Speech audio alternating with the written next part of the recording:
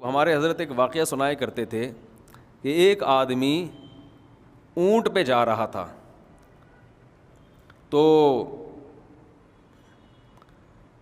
اچھا اونٹ پہ اس نے کیا کیا تھا، بیوقوف آدمی تھا. اونٹ پہ جو ہے نا اس نے سارے بورے، کوئی گندم کے بوریاں لے کے جا رہا ہوگا 5-6، وہ سب ایک سائڈ پہ تھیں، دوسری سائڈ پہ نہیں تھیں.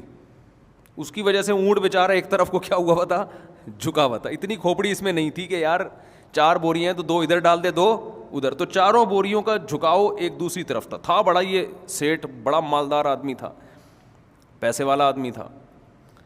راستے میں ایک آدمی نے لفٹ مانگی کہ یار میں پیدل ہوں، تم اونٹ پہ اکیلے جا رہے ہو، مجھے بھی ساتھ بٹھا لو. اس نے کہا چلو یار کوئی مسئلہ نہیں ہے، تم بھی بیٹھ جاؤ، سیٹھ آدمی ہوں، کسی غریب کی مدد ہو جائے. پوچھا پیسہ کتنا ہے تمہارے پاس؟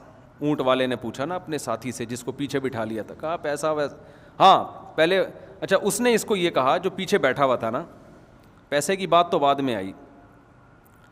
یہ کہا کہ یار یہ جو تم نے اونٹ کے چاروں بورے ایک طرف رکھے ہوئے ہیں، تو اگر ایسا کر لو کہ 2 ادھر کر دو 2 ادھر کر دو، اس سے اونٹ کی اسپیڈ کیا ہو جائے گی، تیز ہو جائے گی، اور یہ جو ایک طرف بیچارہ جھکا ہوا ہے نا یہ ٹینشن سے بچ جائے گا. تو یہ جو سیٹھ تھا نا اس نے اس کی طرف دیکھا، یار یہ تو بڑا ذہین آدمی معلوم ہوتا ہے، بڑی ٹرک بتائی ہے اس نے، بیلنس ہو جائے گا. اس نے کہا چلو ٹرائی کر کے دیکھتے ہیں. اس نے کیا کیا، 2 بورے اٹھا کے اس طرف کر دیے، واقعی اونٹ ریلیکس ہو گیا اور اسپیڈ اس کی بڑھ گئی. تو بڑا ذہین آدمی ہے یار. اس کا خیال تھا کہ یہ اتنا ذہین آدمی ہے، یہ تو کروڑ پتی ہوگا، جب میرے جیسا بے وقوف اتنے پیسے والا ہے تو یہ جو ذہین ہے یہ تو کروڑ پتی ہوگا. اب اس سے انٹرویو لینا شروع کیا، یار تمہارے پاس دولت کتنی ہے؟ اس نے کہا کچھ بھی نہیں ہے. کیوں بھائی، سیاری صدقہ کر دی؟ نہیں بھائی میرے پاس تو کوئی روزگار نہیں ہے، جس بزنس میں ہاتھ ڈالتا ہوں پیسہ نہیں آتا، غریب آدمی ہوں. اس نے فوراً اس کو اتارا نیچے، دوبارہ 2 بورے جو یہاں ڈالے تھے نا اٹھا کے دوبارہ کیا کر دیے، وہاں کر دی. اس نے کہا بھائی اگر تو واقعی ذہین ہوتا نا تو تیرے پاس پیسہ ہوتا، اور تیرے مشوروں پر میں عمل کروں گا تو میرا بھی بیڑا غرق ہو جائے گا، لہذا جیسے میں چل رہا تھا نا وہی ٹھیک ہے، تیرے مشوروں پر میں عمل نہیں کروں گا. تو یہ بھی ایک لوگوں کے دماغ میں ایک بات بیٹھ گئی ہے کہ جس کے پاس زیادہ پیسہ ہے وہ کیا ہے، ذہین. ایسا ہو سکتا ہے کہ ذہانت کی وجہ سے پیسہ کما لے، لیکن یہ لازمی نہیں ہے. یہ ہو سکتا ہے کہ ذہانت کی وجہ سے پیسہ کمایا ہے، لیکن یہ لازمی نہیں ہے. عین ممکن ہے کہ بے انتہا ذہین ہو اور جس کام میں ہاتھ ڈالے وہ کام کیا ہو جائے، برباد ہو جائے. اور عین ممکن ہے 1 نمبر کا بے وقوف ہو لیکن وہ دسمبر میں برف بیچنا شروع کرے اور کروڑ پتی بن جائے. یہ ممکن ہے، اس کا امکان ہے. میں اکثر اس موقع پر ایک شعر سناتا ہوں، امام شافعی رحمہ اللہ تعالیٰ کا شعر ہے، اذا سمعت بأن مجدودا حوا عودا فأثمر في يديه فصدقي وإذا سمعت بأن محروما أتى ماء ليشربه فغاض فصدقي. فرماتے ہیں کہ اگر تو کبھی سنے نا کہ ایک آدمی نے، کوئی خوش قسمت تھا، وہ جس کام میں ہاتھ ڈالتا ہے وہاں نوٹ برسنا شروع ہو جاتے ہیں، تو ایسا خوش قسمت نے ایک دن ایک سادہ لکڑی ہاتھ میں لی، زمین میں اگایا بھی نہیں، کھاد بھی نہیں ڈالی، پانی بھی نہیں دیا، بس لکڑی ہاتھ میں لی اور لکڑی نے وہیں پھل دینا شروع کر دیے. تو کہا کہ انکار مت کیا کر، ایسا بعض دفعہ ہو جاتا ہے. خوش قسمتوں کو کھیتی باڑی کی بھی ضرورت نہیں پڑتی، محنت کی بھی، لکڑی ہاتھ میں ہی پھل دینا شروع کر دیتی ہے. کبھی کبھار ایسا بھی ہو جاتا ہے. اور کہا کہ اگر کبھی تو سننا کہ کوئی بدقسمت تھا، پانی کی تلاش تھی، اسے کنواں لبالب بھرا نظر آیا، خوش ہو گیا کہ اب تو یہ پانی جانے والا کہیں نہیں ہے، اب تو پانی پانی. اور وہ بدقسمت آدمی دوڑا دوڑا خوشی میں کنویں کے پاس گیا اور پانی اسے دیکھ کے نیچے ہو گیا. ٹھیک ہے نا، ٹھیک ہے. کہا فحققی، اس کی بھی تحقیق کر لیا کر کے ایسا، اس کو بھی سچا قرار دے دیا کر کے. ہو جاتا ہے بدقسمتوں کے ساتھ، ایسا بھی ہو جاتا ہے. تو یہ انسان میں ایک ہے کہ وہ سمجھتا ہے کہ لازمی اس کا حصہ ہے کہ ذہانت ہوگی تو پیسہ آئے گا، ذہانت اور کامیابی کی ایک لازمی علامت ہے. تو مشرکین کا بھی یہی ٹینشن تھی. وہ کہا کرتے تھے کہ ایک تو محمد صلی اللہ علیہ وسلم خود مسکین ہے، پیدائش سے پہلے باپ کا انتقال ہو گیا، ان کے پاس کنگن کیوں نہیں ہے، طاقتیں اور قوتیں کیوں نہیں ہیں، فرشتے ان کے ساتھ کیوں نہیں چلتے. دوسرا، ذات کے علاوہ جو آپ کو فالو کرنے والے لوگ تھے ان کی وجہ سے بھی اعتراض کرتے تھے کہ لو کان خیرن، اگر اسلام خیر کی چیز ہوتی، نبی صلی اللہ علیہ وسلم کے پاس جو دعوت ہوتی اس میں بھلائی ہوتی، تو یہ غریب غربا ہم سے پہل نہ کرتے، ہم پہل کرتے، یہ ہمیں فالو کرتے. کیونکہ دنیا میں جب ہم کامیاب ہیں تو اٹ مینس کہ ہم ہر چیز میں فنٹر ہیں، ہم ہر چیز میں ماہر ہیں. میں سمجھا پا رہا ہوں اپنی بات کہ بھئی غریب لوگوں کا اکٹھا ہونا اس کی علامت ہے کہ اس دعوت میں جان نہیں ہے. پیسے والے لوگ جو ذہین ہوتے ہیں، جن کا لباس اچھا ہوتا ہے، جو پرسنالٹی ہوتی ہے، یہ سارے رکشے ٹیکسی چلانے والے اور جوتے گانٹھنے والے اور ٹماٹر اور آلو بیچنے والے، یہ جس ذات کے گرد جمع ہیں وہ ذات تمام انسانوں کی سردار نہیں ہو سکتی. اتنی بڑی پرسنالٹی کے گرد بہت اونچی پرسنالٹی کے لوگ آنے چاہیے. یعنی بھائی پیغمبر سے بڑی پرسنالٹی تو کوئی بھی نہیں ہوتی نا، تو ان کے گرد جو لوگ ہونے چاہیے وہ بھی ہائی پروفائل ہونے چاہیے. 2-4 مالدار تو تھے، وہ تو نبی کے ابو بکر بڑے مالدار تھے، قوم کے سردار بھی تھے، وہ چند ایک ہیں. زیادہ تر کون سے ہیں؟ حضرت عثمان بھی بہت مالدار تھے، لیکن ایسے لوگ کیا تھے؟ تھوڑے. جبکہ دوسری پارٹی جو محمد صلی اللہ علیہ وسلم کے اگینسٹ لوگ تھے، ان میں پڑھے لکھے لوگ، دولت مند لوگ، سردار لوگ زیادہ، جن کو قوم پہلے سے فالو کرتی آ رہی تھی، لیڈرشپ کی، جن میں لیڈر بننے کی صلاحیت تھی، وہ مخالف سمت میں زیادہ تھے. تو یہ ان کا دوسرا اعتراض تھا کہ آپ کو ایسے لوگ فالو کیوں کرتے ہیں. بعض لوگ یہ کہتے تھے، اچھا یہ اعتراض بھی ہر پیغمبر پہ کیا گیا ہے، قرآن کہتا ہے کہ ان کو فالو کرنے والے لوگ غریب غربا زیادہ تر کیوں ہیں. یہ اعتراض قرآن کہتا ہے کہ صرف محمد صلی اللہ علیہ وسلم پر نہیں ہوا، بلکہ اللہ آپ کو تسلی دیتا تھا کہ یہ وہی باتیں جو پچھلے پیغمبروں کے ساتھ بھی ہو چکی ہیں، اور یہ سب ایک دوسرے کو فالو کرتے آ رہے ہیں ان باتوں میں. یہ سب انہیں کرائٹیریا بنایا ہوا ہے کہ غریب زیادہ جہاں ہوگا وہ صحیح نہیں ہوں گے وہ لوگ.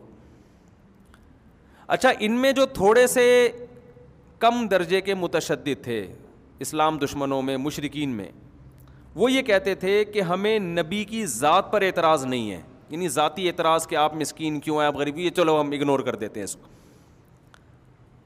اور آپ کو فالو غریب لوگ کر رہے ہیں، ہم اس کو بھی اگنور کرنے کے لیے تیار ہیں. لیکن بات یہ ہے کہ اگر ہم ان غریبوں کے ساتھ آ کے آپ کی محفل میں بیٹھیں گے تو یہ ہماری بے عزتی ہے، کیونکہ سرداروں کی محفل ہمیشہ، بھائی بزنس کلاس الگ سفر ہوتا ہے، اکانومی کا سفر جہاز میں ایسا ہی ہوتا ہے نا، اور ٹرین میں بھی، بسوں میں بھی. W11 میں کوئی فرق نہیں ہے الحمدللہ. W11 ایک ایسی چیز ہے، امیر غریب کا فرق اس نے کیا کر دیا ہے ختم کر دیا ہے، ٹھیک ہے نا. بلکہ اس میں چودراہٹ اس کی ہوتی ہے جو وہاں ڈرائیور بنا ہوا بیٹھا ہوتا ہے نا، وہ چاہے کتنے چلتے ہوئے کتنے بس سے لوگ چھت سے گرا دے، یہ اس سے کوئی پوچھنے والا نہیں. کتنے لوگوں کی جیبیں کٹ جائیں راستے میں، کتنے کے موبائل گم ہو جائے، کنڈکٹر کتنی بھری ہوئی ہو، کنڈکٹر ایک دروازے سے گھسے گا دوسرے سے نکل جائے گا، اور اب اس کی جیب بھی نہیں کٹتی. کمال کی بات یہ ہے ٹھیک ہے نا. اس سے پتہ چلتا ہے کہ شاید آپس میں کوئی ان کے تعلقات ہو جیب. میں دعویٰ نہیں کر رہا، لیکن وہم ہوتا ہے بہرحال کہ اس کی جیب کبھی نہیں کٹی، نہ ڈرائیور کی جیب کٹی ہے تو ہمیشہ. میں ایک دفعہ W11 میں تھا یا پتہ نہیں اسی ایسی کسی مسجد میں، تو میری جیب میں 500 روپے پڑے تھے. میں طالب علم تھا، میرے لیے 500 بھی اس وقت بہت ہوتے تھے، اور اس وقت 500 کی ویلیو بھی تھی. تو میں بار بار نا جیب کو یوں دیکھ رہا تھا کہ مجھے تھا کہ اچھا بس تقریباً خالی تھی، تو میں جیب پہ ہاتھ لگا کے نا کہ یہ کوئی نکال نہ لے. تو میں بڑے تسلی سے میں نے چیک کیا، اترا ہوں جیب میں ہاتھ ڈالا تو نہیں تھے. تو میرا چیک کرنا ہی جیب کٹنے کا ذریعہ بن گیا. اس نے نکال لیے. میں حیران ہوا کہ یار بندہ دور بیٹھا ہوا تھا، وہ اچانک اس نے کیا کیسے. خیر یہ تو ہماری آپس کی باتیں. تو جو تھوڑے سے معتدل تھے وہ کہتے تھے چلو ہمیں آپ کی شخصیت پر بھی اعتراض نہیں ہے، ٹھیک ہے، غریب کو اللہ نے بنا دیا، مسکین کو اللہ نے سردار بنا دیا، اور ہمیں ان پر بھی کوئی اعتراض نہیں ہے، غریب غربا لوگ آپ کے گرد اکٹھے ہوئے ہیں. لیکن ہم آپ کی دعوت پر لبیک اس وقت کہیں گے، آخری درجہ یہ ہے کہ ہمارے لیے ان غریبوں کو ہٹا دیا جائے. جب ہم آئیں تو یہ غریب یہاں پر نہیں بیٹھیں گے, یہ آپ کے گرد نہیں ہونے چاہیے. جیسے جمعے کا خطبہ ہوتا ہے نا, جمعے کی تقریر ہوتی ہے, تو نبی صلی اللہ علیہ وسلم کا اصل خطبہ نصیحت تو جمعے کے دن ہوتی تھی. ایک تو ہے کہ نبی الگ سے مالداروں کے پاس جائیں, وہ تو ٹھیک ہے, کسی قوم کے کو الگ سے دعوت دینا, غریبوں کے پاس جیسے تبلیغ والے ڈاکٹروں کی الگ تبلیغ ہوتی ہے, ان کی تاجروں کے لیے الگ جوڑ ہوتا ہے, وہ ٹھیک ہے. لیکن ایک عمومی دعوت میں فرق نہیں ہوگا. جیسے عمومی دعوت جمعے کے دن ہوتی ہے نا, وہ تو سب کے لیے, یا پیغمبر ایک عمومی بیان کر رہے ہیں, یا میں جیسے یہاں پر یہ کروں, بھائی یہ 17 گریڈ کے آفیسر ذرا یہاں تکیہ لگا کے بیٹھے ہیں, اور سارے جو کوئی گولے گنڈے والا ہے تو وہ ذرا باہر چلا جائے. تو ان کا یہ خواہش ہوتی تھی. تو ان کی خواہش تھی کہ بھئی یہ ہم ان کے ساتھ نہیں بیٹھیں گے. یہ وہ لوگ تھے جو باقاعدہ چاہ رہے تھے کہ ہم بھی نصیحت حاصل کرنا چاہتے ہیں, لیکن ایک شرط ہماری آپ کو ماننی پڑے گی. تو قرآن نے محمد صلی اللہ علیہ وسلم سید الانبیاء کو بتایا کہ یہ کام بھی ہر ایک نے کیا ہے. جتنے پیغمبر آئے ہیں تو اس قوم کے جو وڈیرے اور مالدار لوگ ہوتے تھے وہ یہ مطالبہ کرتے تھے کہ ان غریبوں کو اپنی محفل سے آپ دور کر دیں, کم از کم ہمارے ساتھ, ہم ان کے ساتھ نہیں بیٹھیں گے, ہمارے لیے الگ مسجدیں بنیں گی, ہمارے لیے الگ عبادت خانے ہوں گے, ہمارے لیے الگ صفیں بنیں گی, ان کے ساتھ ہم نہیں بیٹھ سکتے.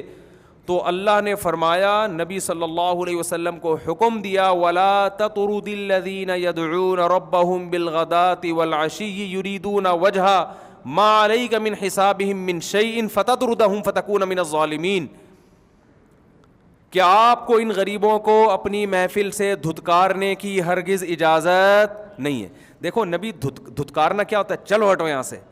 نبی یہ کر ہی نہیں سکتے تھے کہ دھتکاریں. نبی ایک ریکویسٹ کر سکتے تھے کہ بھائی تم لوگ تھوڑی دیر کے لیے وہاں چلے جاؤ. اس ریکویسٹ کرنے کو, اس درخواست کرنے کو قرآن نے دھتکارنے سے تعبیر کیا ہے کہ آپ اگر محبت سے بھی ان سے کہیں گے نا چلے جاؤ, تو اللہ یہ سمجھے گا جیسے دھکے دے کے نکال رہے ہیں آپ ان کو.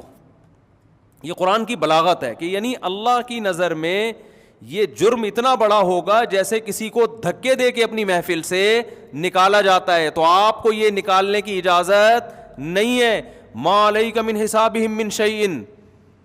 رہا یہ مسئلہ کہ یہ تو غربت کی وجہ سے ہو سکتا ہے اسلام کو فالو کر رہے ہو, اخلاص نہ ہو کہ یہاں کچھ تھوڑا سا ان کو چانس ہو, کچھ مل جائے گا, ہم مسلمان ہوں گے تو ہو سکتا ہے کوئی مسلمان زکوٰۃ صدقہ دے دے. تو اللہ نے فرمایا اے نبی ان کا حساب آپ کے اوپر نہیں ہے, ان کے دل میں کیا, یہ آپ سے سوال نہیں ہوگا, آپ اللہ کے حکم کے مکلف ہیں. جو آرڈر آپ کو کیا جا رہا ہے آپ نے اس کو فالو کرنا ہے. ان کی دلوں میں اور نیتوں کو جھانک کے دیکھنے کی آپ کو اجازت نہیں ہے.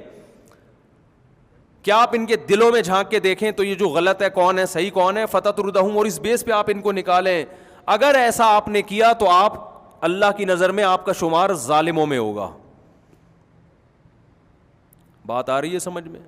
کیا اسلام کی دعوت ہے یار, 2 اور 2 4 کی طرح. بھائی جس نے آنا ہے نہیں آنا دفع ہو جائے, ٹھیک ہے نا. اصول اور ضابطوں پہ سمجھوتا نہیں ہوگا.